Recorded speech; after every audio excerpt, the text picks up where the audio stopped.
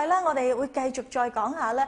有啲媽咪就係話好難餵到奶嘅，咁有冇啲方法令到話要催乳啊，又或者令到食啲乜嘢可以令到呢一個嘅人奶製造多啲咧？如果你講催乳，最好嘅催乳方法咧，就係 BB 一出世之後咧，第1個小時就開始餵奶。哦，即係初乳喎，真係即刻俾佢飲到呢一個。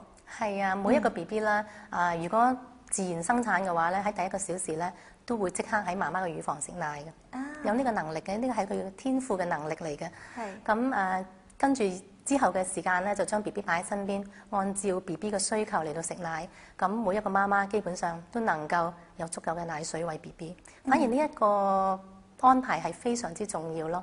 咁所以如果你想你嘅奶夠嘅時候咧，喺你懷孕嘅時候要選擇一間支持餵人奶嘅醫院，同埋支持餵人奶嘅醫生。咁佢就可以咧，即係輔助到你去點樣去餵 BB 啊，可能個技巧啊，個過程啊，會遇到啲乜嘢咧，都會有資深嘅即係醫護人員咧會教到你。冇錯。咁啊自己尤其是初為人母咧，就手騰腳震啲嘅，係啦，咩都唔知嘅，咁有個專業人士咧陪伴住你咧，就安心好多嘅呢樣嘢就。